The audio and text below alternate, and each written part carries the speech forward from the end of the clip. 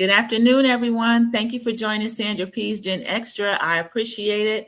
And thank you for coming back. Mama B's, the moderator, was here earlier. I had to delay the live. I have company, unexpected company, but it's okay. They are always welcome. So hopefully you won't hear them in the background too much.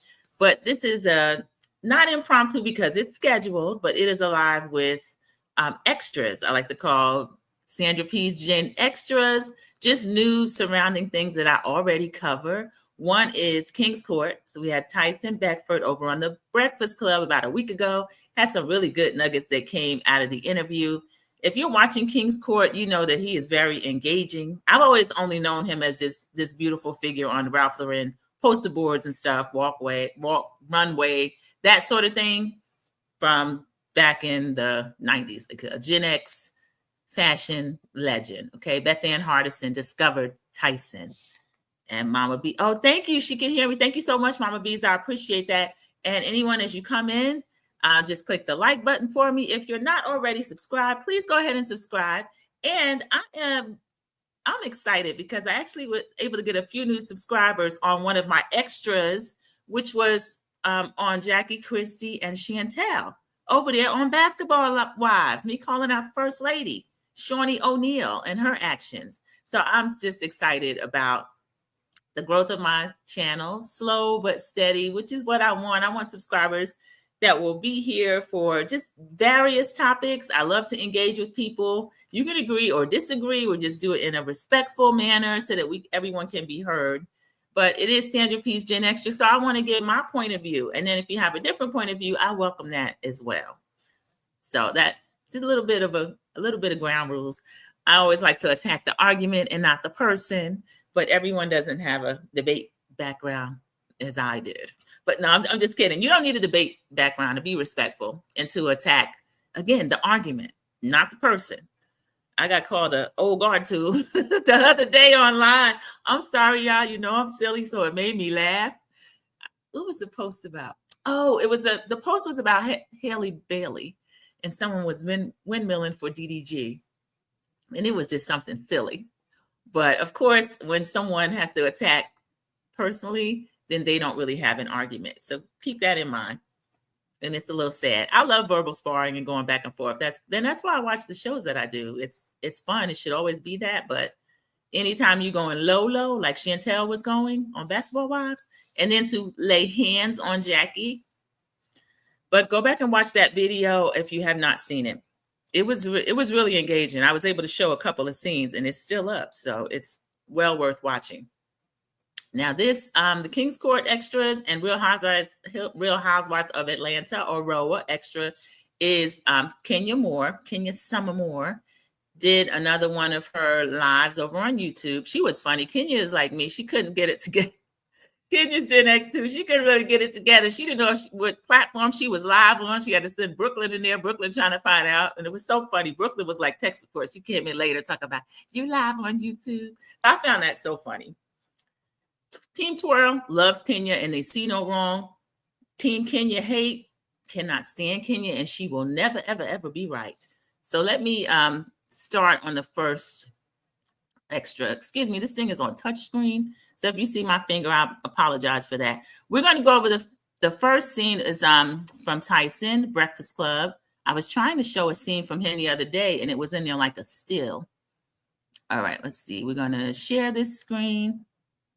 Oh, I see Kayla up there too. Now that's Next Gen NYC, y'all. That is Next Gen NYC. I can go ahead and drop a quick extra on that as well, because it's so funny. We were the other day talking about who we could add as help for Riley, and Kayla kept coming up. So Kayla's going to give us some tea. I didn't mean to cancel. All right, that's what I wanted. How we got into it in the street, and it's a real street story. What happened? I was standing in front of the tattoo parlor talking to a friend of mine, which I thought was my friend. And Groovy Lou pulled up with some girl, because, you know, that back then, Bad Boy used to be around the corner from 5th and 19th or 20th Street, somewhere around there. So, you know, I'm minding my business. He come up with this girl and was like, yo, take a picture with my friend. I say, yo, my man, I'm having a conversation. He was like, what you mean? And started getting tough with me. I say, yo, Lou, don't talk to me like that. Come on, we boys. And he was like, nah, I'll talk to you whatever. I was like, nah, bro, this ain't happening. So then he swung on me. And yes. And I went back like this. I looked at my friend. Oh, no, he didn't. So we got to fighting. And I got to beating the brakes off that man. And then a NYPD officer came by on a motorcycle and we stopped. And then by that time, if you look, I got a slice right here. So that's why I got 6 stitches in the top of my head because I ran him into the wall and then my head also hit the wall. So blood's coming down my face. I have on a wife beater, a tank top for those who don't know. So I put it on there, the bleeding, stop the bleeding. And the cop says, what's going on? We both were like, yeah, nothing. So he left. And then I went to go after Lou again. Lou ran around the corner. We know where he went. He went upstairs to Bad Boy and brought down Puff and some other goons, maybe about 5, 6 people. So my homeboy Wes, which we're not friends anymore, he dipped on me. So they start coming at me, Puff start talking junk or whatever, and I'm backing up. I'm like, yo, my man, I don't want this. Y'all don't want this. So my Land Cruiser was on 6th Avenue or something. This was before 9/11. I had a pistol grip Mossberg in the back, which, trust me, I know why I needed it. So I went to the back, opened the Land Cruiser, cocked it. I said, look, I only got 5 in here. Puff, you gonna get it first, and Big Man, you gonna get it first. The rest of y'all, I'm gonna shower you with it. So that was, the gist of the whole story. And then Puff went and called my manager, and he was like, yo, Ma, your boy wild. She said, yo, he's Jamaican. Leave him alone. He will done you. So yeah, I mean, I could have saved the world a whole lot of trouble and took him out back then, but then where would I be? What the fuck? So y'all haven't made up, really? I mean, we cool. Our kids went to school. I'm not cool with him now, obviously. I mean, I ain't seen the man in years, but yeah, he don't mess with me. I know you and Diddy have had y'all things. Yeah. I mean, I so want to tell the story about how we got into it in the street, and it's a real street story. What happened? I was standing in front of the tattoo parlor talking to a friend of mine, which I thought was my friend, and Groovy Lou. That was a good one, right, y'all? That's Tyson Beckford, who is one of the kings over there on King's Court, telling an old bad boy story to the Breakfast Club. I'm not a Breakfast Club fan, but they get all the interviews. That's how it is when they gatekeep like that. They get all the good interviews. And honestly, if you watch it, Lauren was throwing in a lot of good questions. Charlamagne was kind of fanboying, which, okay, Charlamagne, I don't have a problem with you fanboying. But mainly, Tyson is so engaging, he was just allowed to speak. You can't play with everybody because everybody doesn't play. Y'all hear that? His manager is Beth Ann Hardison. She actually discovered him. That is Kadeem Hardison's mother. So she discovered Tyson, put him on runways, sent him all over the world. But he said he was a rough one. And he used to hang with people that were goons. But they didn't want him out there. But he was out there. He had to be to protect himself. So I can understand that. And I just love the whole story. I could imagine. I was... of course, a teen during that time. So, well, not even a teen, probably your 20s. So I remember all of that, all the lure of Bad Boy and all of that. And I have to be honest, I was always a fan of Sean Combs, the fashion, the music. Mary J. Blige is from where I'm from. I just always had a lot of respect for it until, of course, you started hearing the whispers and then the things that started happening later. But Tyson said he was not to be played with on the streets, okay? It's worth watching. It's on YouTube. He tells another story where he had to confront, he can't stand Wendy Williams. That is another part of the interview that went viral. He feels like what Wendy's going through now is karma. I don't feel that it's karma, but I don't know. Karma is real. Wendy even says that she feels like it's karma. She told Charlamagne and Lauren that they took her out and they said that she disclosed that to them. She feels like a lot of the ways she talked about people is karma. Some of the stuff was true, but some of the stuff was made up. Tyson said they lied on him. They had him gay at these parties, this and that. And he's like, that part of it, none of that was true. Wendy might have had a thing for him, y'all. We don't know. And then he alluded to, the Rick James skit, cocaine's a hell of a drug. He alluded to a lot of that stuff. So I kind of believe it, especially with the medications they have her on now. And then we know with the drinking, that just rewires your whole brain. But I always wish Wendy well, even though I never really cared for her. I don't like that kind of talk. I just fun gossip and that kind of stuff, I love. But where you're going to try to change someone's life, that I don't like, especially if you don't really have a way to know whether or not something is true. So that was the Tyson part that we have. The next extra that we have is from Kenya Moore. Kenya Moore did her live over here on YouTube. And let's see, hopefully I can access that really quickly. Let me just go behind screen for a minute and see whether or not I can. But Kenya was from Kenya Moore Hair Care. She was over there in her shop, not shop, but salon suites. And it looks really beautiful in there, y'all. It's all white is the theme. It's flowers. But people have been saying Kenya's not really open. Kenya is open. Her stylists are accepting clients. And she had a salon full when she was on live. Also, Kenya, I saw online, she was having some type of $25 special. Because one of the things people were talking about was the pricing. They were like, this and that's $400. It just depends on what you're getting done. But Kenya's live. She's actually has stylists in there working. I don't know what the hours are, but there were some people, creators that went over there that do not like Kenya. I don't know if they went when she was closed. I don't know what the motive was, but a few times have been in her shop and trying to allude that she's not open, even flat out saying that she's not open. But Kenya is open. She's open now. She was doing business out of there. Her stylists were. She had a really excellent live. And she dropped some tea. You've probably seen it already. She said that, I think she did name Pinky Cole from the Slutty Vegan franchises. And she didn't name the other person. Someone put in the chat, K. Michelle, but she didn't. She did not confirm whether or not it was K. Michelle that's coming. She didn't say that that's what it was. So I don't know yet. There's a lot of singers that were on Love and Hip Hop, Lyrica. There's quite a few. I'm not sure. So until I hear an announcement that it's K. Michelle, I could see K. Michelle over on Real Housewives. But I guess they've just thrown the whole Housewives thing by the wayside. So we're not doing that no more, I guess. I don't know. I thought they were going to try to get back to that. Even if someone's going through a divorce, you still have a household that you're managing as your, a housewife. But I don't know. We'll see what's going to happen with that. Okay, I am going to pull this up and let me see the part. There's a couple of really good parts in here that Kenya was talking about. One, she was speaking about Cynthia. And, Cynthia alluded to the fact that they have not been in touch anymore. And she sounded kind of upset about it and sad about it. And I was like, oh, that's sad. But Kenya gives us a little more information. Excuse me. She says that Cynthia shared some information about her, some secrets that she had told her. They've been keeping each other's secrets, and that Cynthia betrayed her trust is the way that she put it. So I'm going to go in and try to, let's see. I'm going to make sure I'm sharing so we can hear more about Kenya. One moment. Thank you for your patience while I'm doing this. And let's see.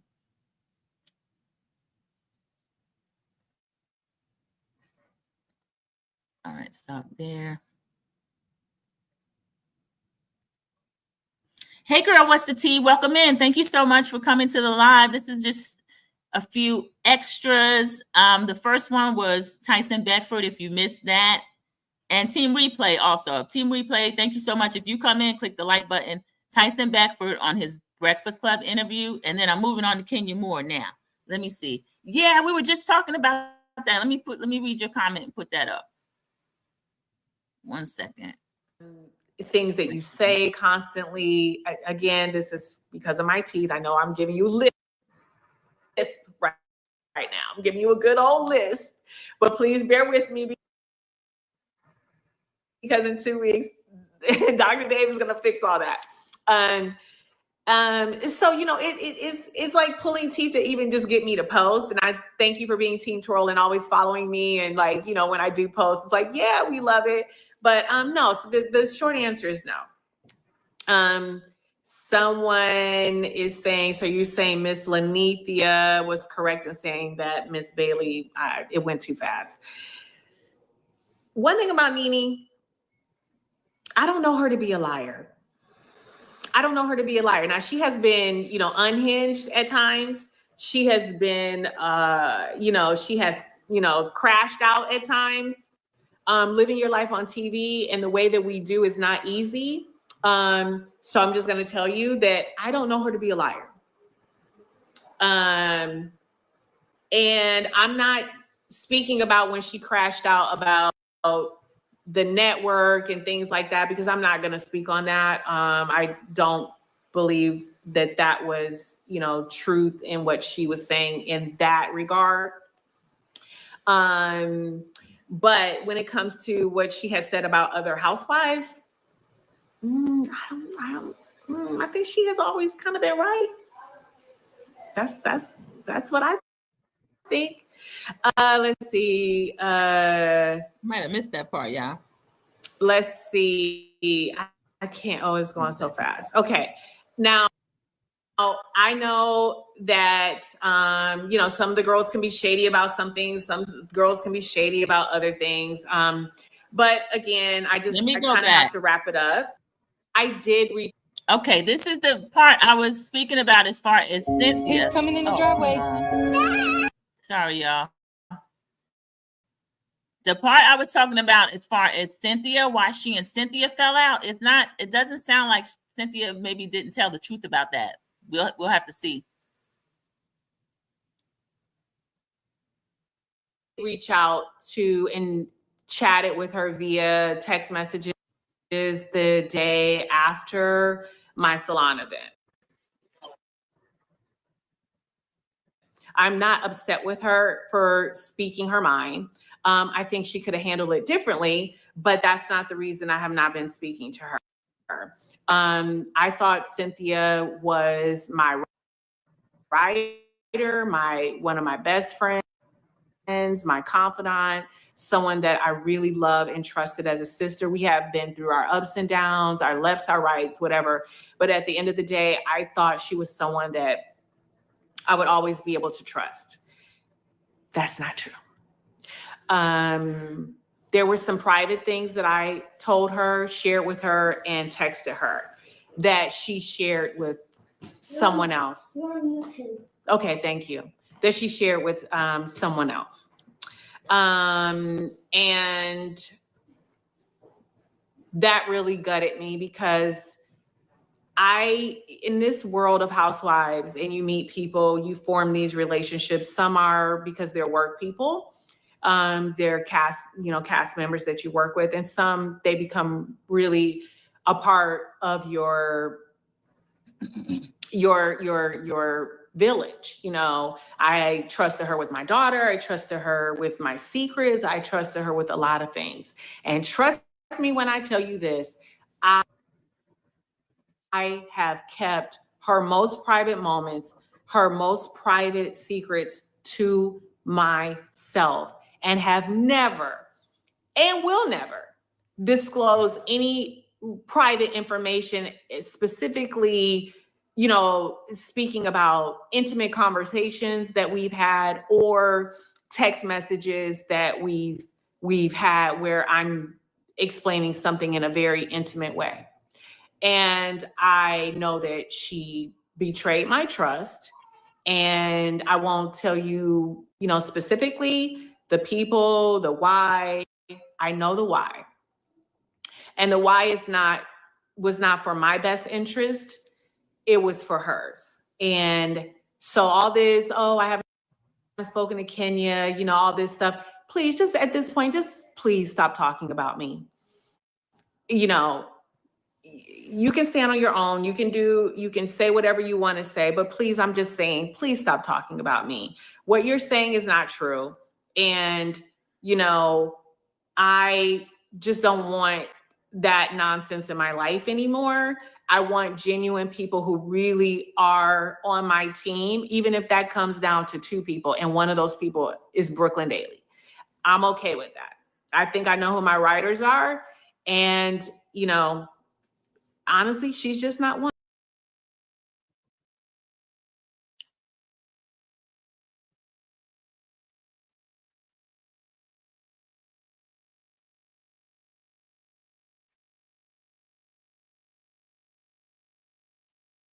She shouts out Portia.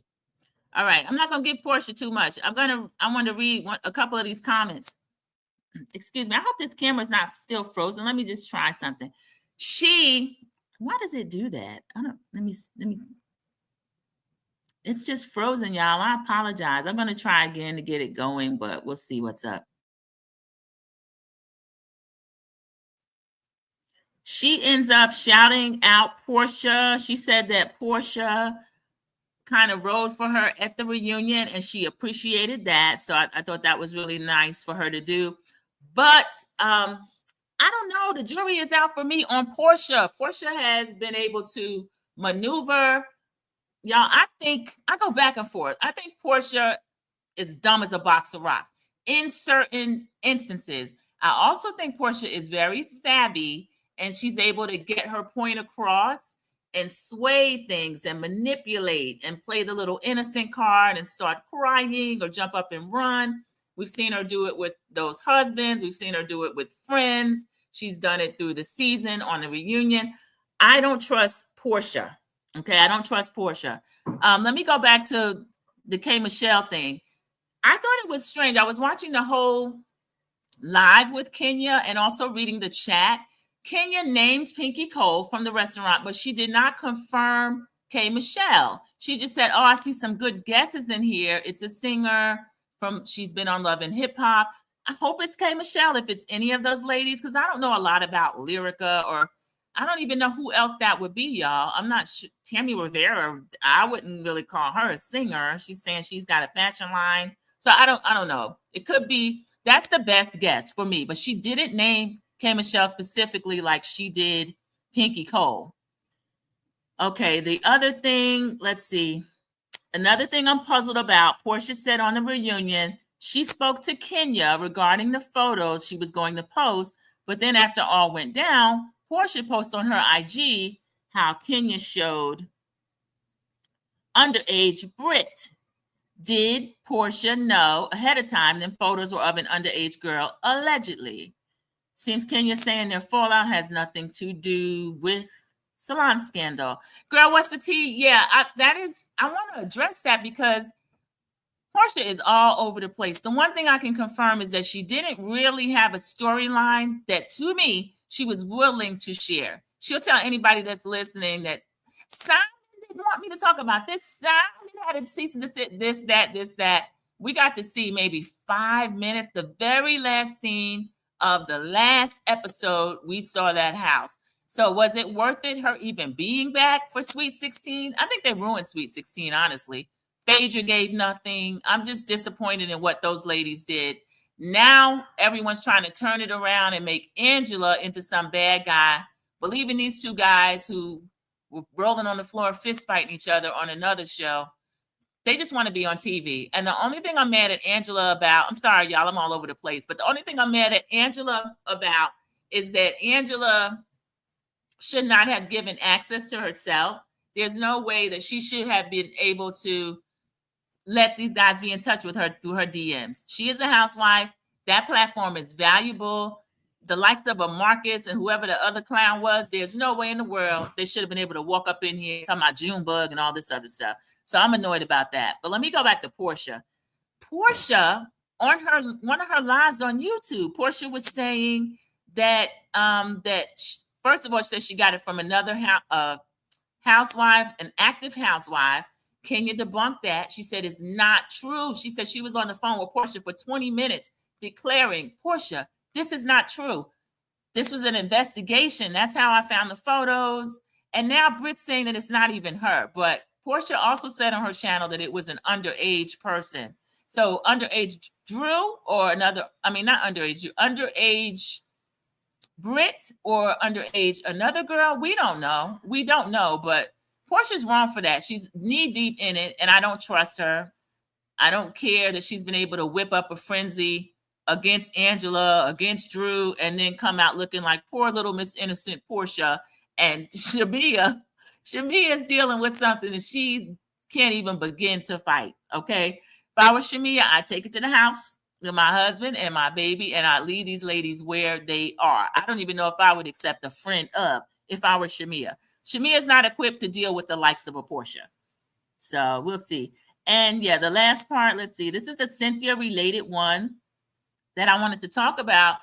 Cynthia pulled at my heartstrings. Like, I haven't talked to her since the event, but she's been all over every platform talking about Kenya since the event. And Kenya said, that's not the reason I stopped talking to her. She betrayed her trust. So if Cynthia knows where Kenya's bodies are buried, you better believe Kenya know where Cynthia's bodies are buried. So I just think it's really bold of people to get out here and constantly speak on someone that is not talking about you. She's talking about Cynthia on this live because people in the chat brought it up and keep asking. And I was one of the people, I wasn't in the chat asking, but I wanted to know the status of their relationship too, because I like these ladies together. They came to the show in later seasons, revived it, because Nene, let's be honest, Nene was carrying a load by herself over there for a long time. So I think, I won't call them OGs. Maybe I'll give Candy OG because she came second season, but definitely Kenya's part of a resurgence. Cynthia was. Remember, Cynthia and Phaedra kind of had to fight for their peach. One of them was supposed to get it. They both got it. So I do love the way Real Housewives used to do instead of this new, like, you get a peach and you get a peach and the Oprah peach. I don't like that. I think they should have to earn their spot. But I don't know. I'm curious. I'm not sure I even want to see what's going on season 17. I wouldn't mind seeing Pink and Cole. And if it is K. Michelle, I wouldn't mind seeing her. But Kelly, I don't know. I'm on the fence now about Kelly. I started out, I didn't care for Kelly. Then she grew on me a little bit. She would make me laugh. There's funny things about her. Then she's been caught in so many lies, but she's not the only one. So I don't know. I don't know what season 17 is going to do. I really don't. Oh, so Mama B saying sorry, not sorry. I don't like Portia. Yeah, Mama B, I'm one of the people, I wanted Portia back. I find Portia funny. I find her engaging. But here's what I didn't like. When she came back, she really did not want to talk about anything surrounding the circumstances of why she left. And they would try to shame people like, no, we got to just talk about this season. No, how can you just talk about this season when Portia is a returning peach? And then she tried to put everything on Simon as to why she could not talk about why she left. And I don't think it is just Simon. I think that she is embarrassed about being able to walk out of Fallon's house with Fallon's husband, knowing he was putting Fallon out in a U-Haul with his U-Haul business. The whole thing was trifling, and I don't care. When they met on screen, Simon says they had already met each other. Now she's trying to blame Shamia that Shamia introduced them. Shamia's like, no, I was there when they met, but I don't know whether or not to believe Shamia. So this whole thing is a mess. The thing is, it didn't work out for Portia because she meddled in someone's marriage, and then the Portia people will start screaming, Fallon had a baby with the pool boy. That's Fallon, the wife in the marriage. It's terrible, but that is between her and her husband. Portia was in this man DMs offering to pray for him. So y'all know Portia used to preach, right? Yeah, Portia used to preach. So don't even get me started on Portia. There's so much about her that it's just ridiculous. And it is, okay. So Mama B's this season has changed my like of her as well. Girl, what's the tea? I don't want to go there, but yeah, I kind of feel that too. Then we see Miss Diane, who's kind of really groomed her to do that from a young age. I don't care if Portia's in her 40s. We see who she's getting the information from as to how to do that. But they were able to scam him, but they didn't scam him to the level that they thought they could.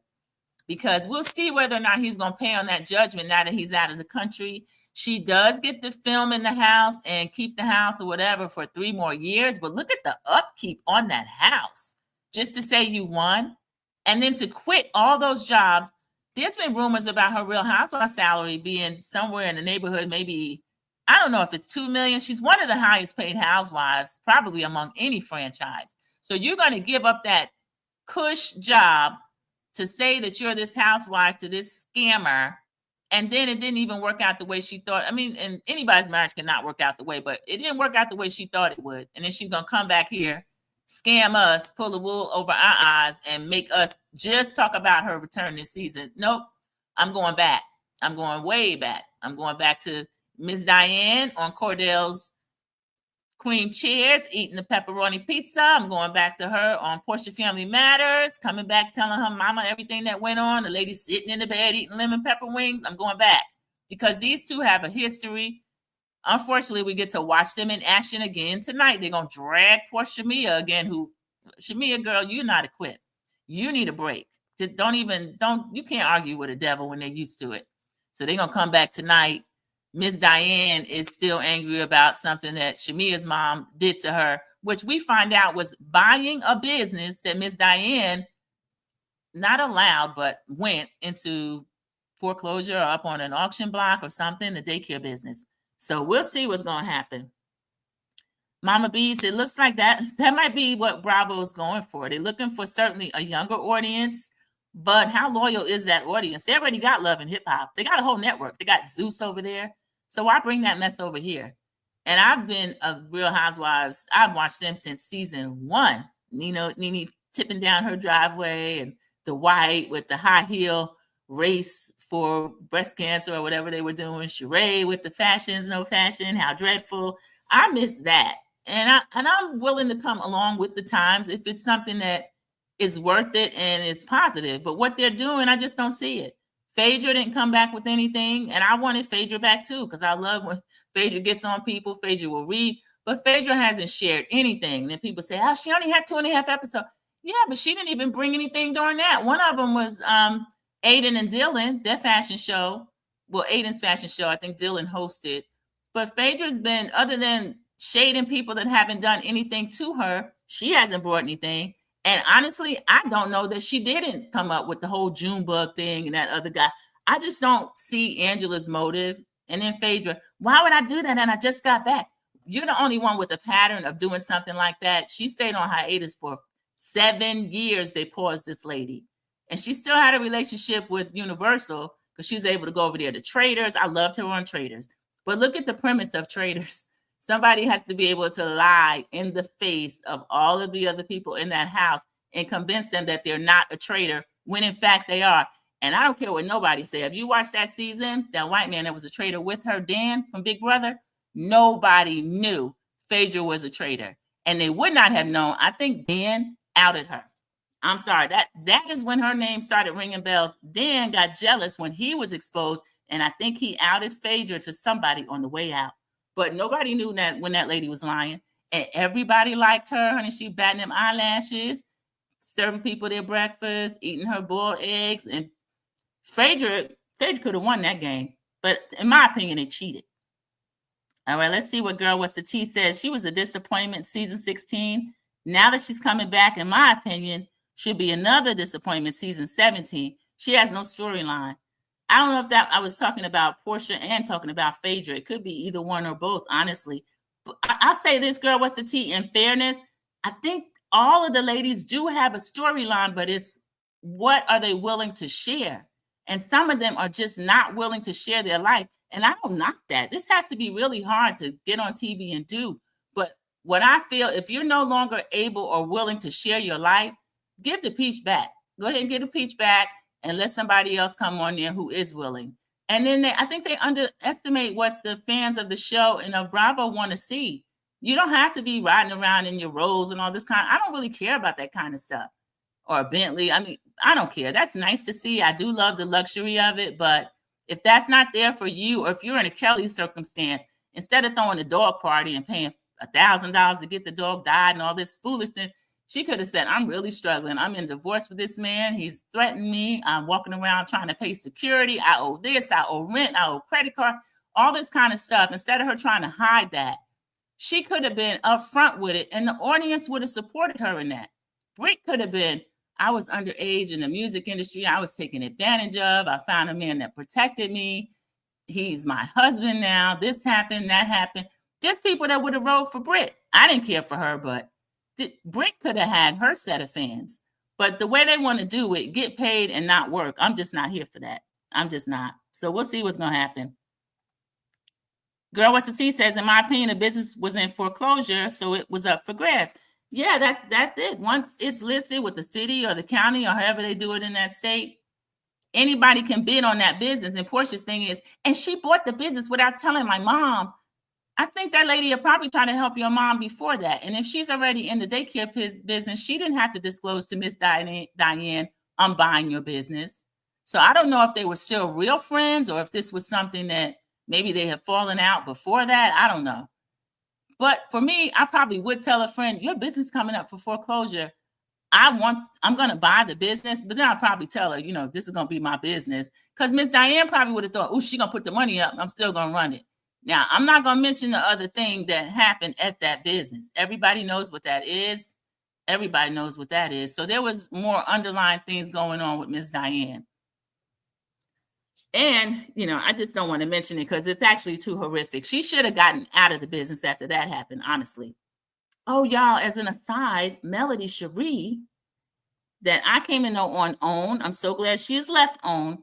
But Melody Cherie is shopping a show called Child Care Cartel or something like that. There's a new producer, director, creator of this show. She's working with Melody Cherie, and I guess it is being shopped among networks. So we don't know where it's going to show yet, but I'm looking forward to that. It's called Child Care Cartel. And they were down in Atlanta doing some business as far as that goes.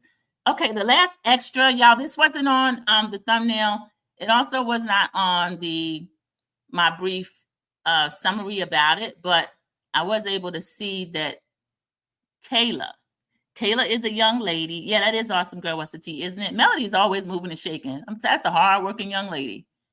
They can talk about her, but I tell you what, they cannot outwork her. Okay, this is Kayla. I'm going to go back to sharing again. This was the last little extra item that I have for you. And let's see. I'm going to share screen again. Kayla I was going to say Kayla from Next Gen NYC, but she's actually not from Next Gen NYC, but this is Riley's sister. This is Todd's daughter. Because we said, well, what? Kayla could come over there. Kayla's an NYU graduate. She lives in New York. And we find out Kayla's telling us some news here. So let me play this.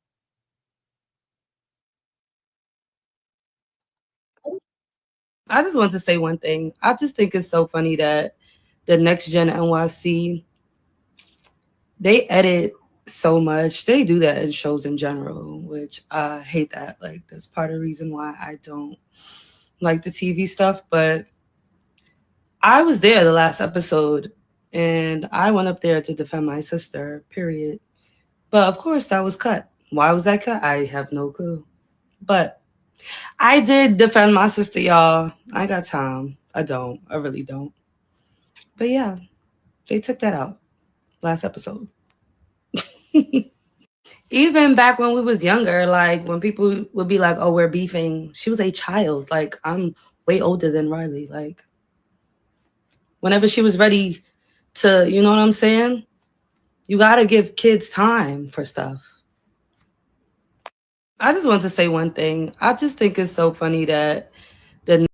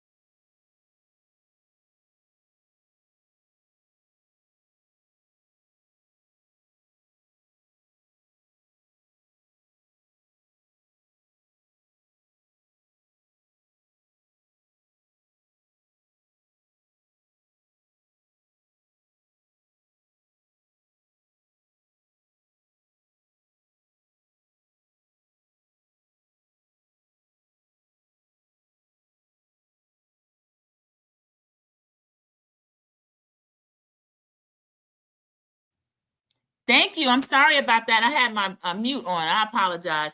Thank you. I was talking about Kayla. I'm sorry. Thanks, Mama Bees. Thank Girl What's the Tea. I was talking about Kayla. So it looks like she was there defending Riley, but Next Gen NYC, for whatever reason, cut it out. So one of the reviews I did, we were talking about who could potentially come up there and help Riley. And Kayla did come up because she's an NYU graduate. She's a few years older than Riley, but she's not older than that group. They got a 27-year-old, which is Amara de Spain.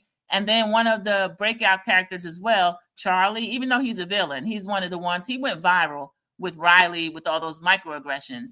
He's 29, he's 30 now. So, and Kayla's not 30. So she said she popped up, but they didn't, I guess maybe they filmed her. She probably signed a release, but they edited it out. So we don't know what happened with that. So these shows are a trip. They try to push certain people as the star, but they can't really dictate who the star is going to be. The audience chooses the star. And it looks like this first season, we chose Ariana Bierman, we chose Riley Burris. Charlie, even as a villain, was a standout character. Georgia, as an unwashed, not villain, but all over the place girl. She's a character that stands out. Just certain ones that stood out, but I think they wanted Brooks because he seems to be kind of easily manipulated and easily led, I will say. His parents are up there every other week, which I can't stand. I mean, we've seen the other parents. We've seen Teresa Giudice with Gia. That's another one they wanted to be a breakout star, and she wasn't. Gia didn't hit like she could have. We know Gia has more personality than what we got to see. But I think she was jealous of Riley, and it got the best of her. So we'll see what happens and who actually returns. I want to see them even get something in the clubhouse. Girl, what's the tea? It was a cute little watch. Gia didn't do what everybody thought she was going to do.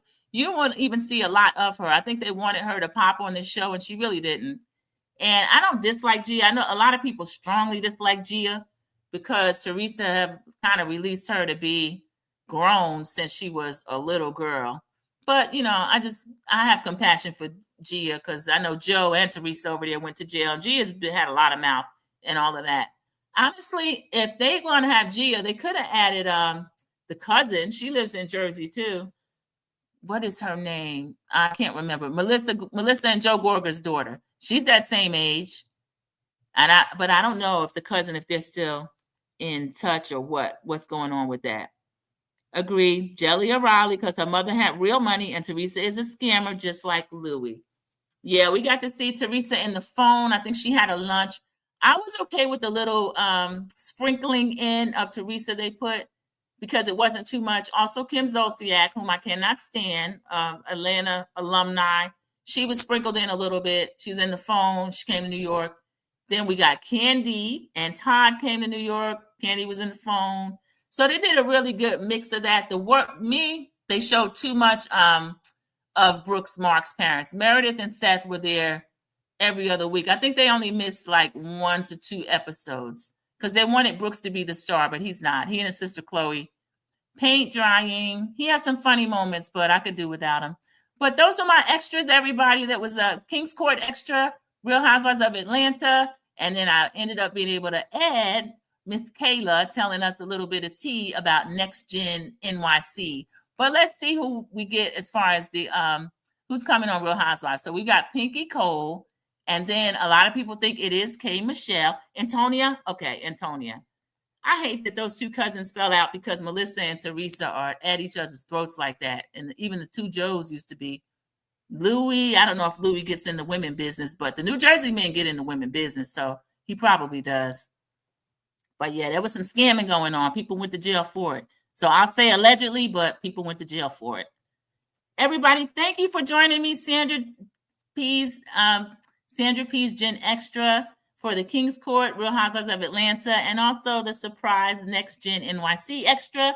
And I will see you in the YouTube streets. Don't forget that later tonight at 8 p.m. Eastern, they're going to do the last part, unneeded part 3 of Real Housewives of Atlanta. So we get to see what happens on the last part of this. Y'all, I'm tired of Shamia and Portia. If you're not friends anymore, that's fine. Your friendships have ended its course. Shamia, leave that lady alone. She don't like you no more. I will talk to you later. Thank you so much, girl. What's the tea? I appreciate it. Everybody have a great day. Mama B says, enjoy the rest of the Sunday. I will, and I hope you all do as well. Goodbye.